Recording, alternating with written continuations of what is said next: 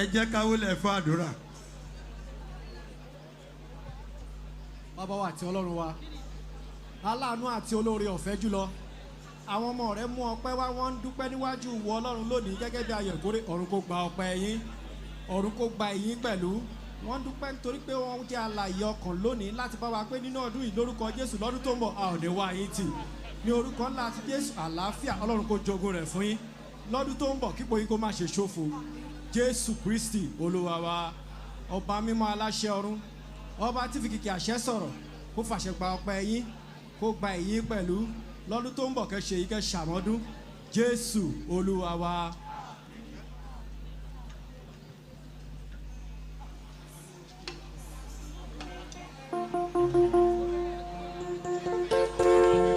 Ọmọ Ọlọ́run.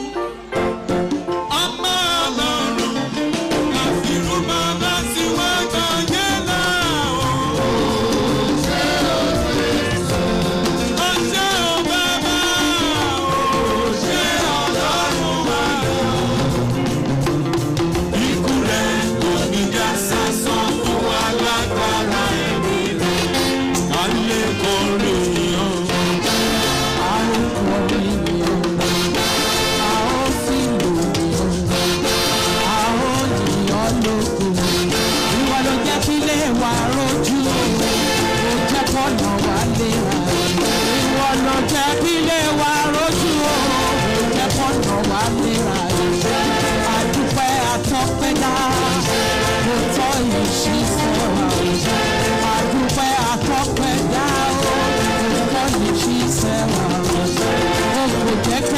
wáyé rárá lọ́nà iye rẹ̀ sí àrùn.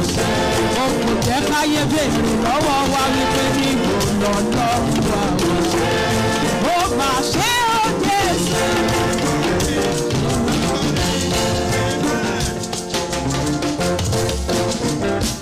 Akọrin.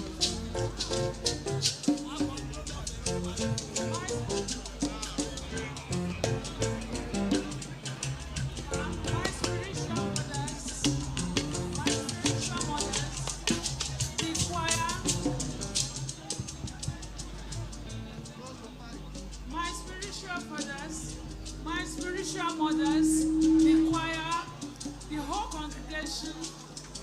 Let me seize this opportunity to ask for the accountant, Mr. Fakeye, who used to work at Chisbury Products. Is he around here?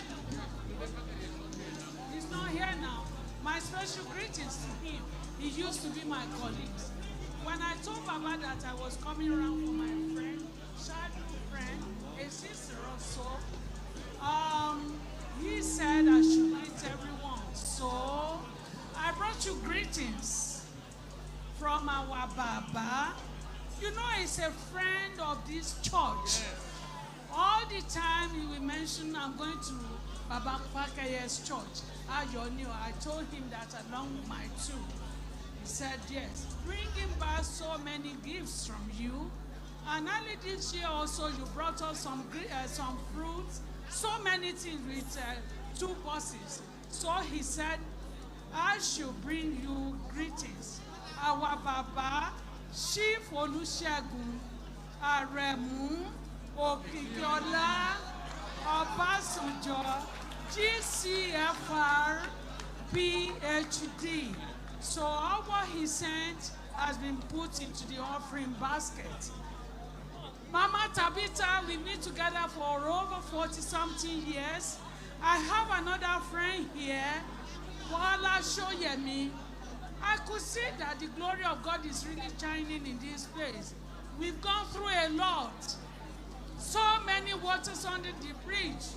He pushed the bridge, the Almighty God, waxed the bridge stronger, and we are staying strong. This is a holy ground. God bless you all. Hello, sir. I seize this opportunity to thank my father in the Lord, Baba Sheyi Koka. During the Lenten period, since I've been in this boat for almost 30 years, I was at the youth fellowship just once. When I come into the country, I used to go to my other place because I have my Joseph Bandia that have been their matron for over 20 years. So during the Lenten season, I joined the YFG with their mercy, when mercy speaks. Since then, when New York is sleeping, I'm awake. Since then, since they completed 47 days program, when New York is sleeping, I'm awake. That turns my life around. 2 months later, I received the letter to be the chairperson. In fact, when Maxi speaks, I use it for very important passport in the US. I'm coming there next week to give more glory to God. Thank God for the inspiration.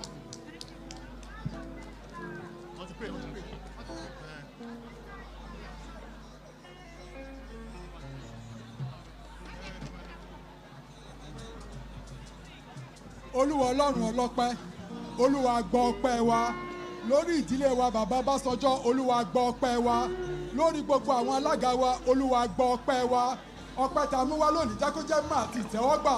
Olúwa di ìjọ rẹ mú. Ọlọ́run pẹ̀lú ìrẹ̀lẹ̀ ní ilé rẹ bá ti ń tẹ̀síwájú ní àwọn ọpẹ́ wa. Ọpẹ́ náà jẹ́ kó jẹ́ mọ́ àti ìtẹ́wọ́gbà. Ìkórè yìí Ọlọ́run fún wa ní ìbùkún rẹ. Jésù Olúwa wa, àṣẹ ọ̀run kó máa bá wa lọ. Ọpẹ́ wa kó jẹ́ mọ́ àti ìtẹ́wọ́gbà. Ojú kó má ṣe tì wá. Lọ́dún tó bọ̀ á padà wá ṣọpẹ́. Ògo fún Ọlọ́run lókè ọ̀run. Jésù Olúwa wa. Ìdókòwò ká yọ Olúwa lógo. Ó tán. Ẹ bá mi yìn o. Bá mi Olúwa lógo.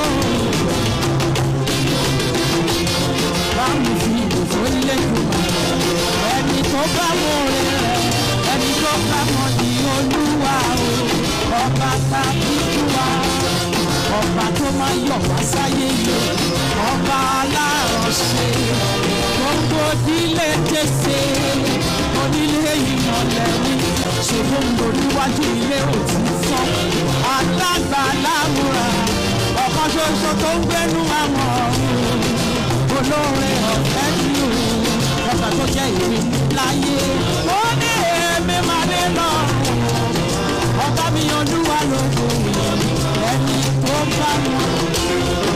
ẹ̀yìn lọ́dọ̀ ẹ̀yìn lọ́dọ̀ ẹ̀yìn lọ́dọ̀ ẹ̀yìn lọ́dọ̀ orí rẹ̀ ó ń pọ̀ fún wa orí rẹ̀ ó ń pọ̀ fún wa orí rẹ̀ ó ń pọ̀ fún wa orí rẹ̀ ó ń pọ̀ fún wa ẹ bá mi yìí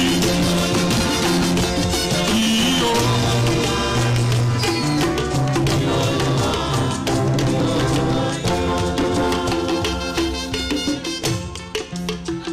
ní wákàtí ẹ jọ̀ọ́ ẹ jẹ́ ká dákẹ́ ariwo olúwa ń bẹ nínú tẹ́ḿpìlì rẹ̀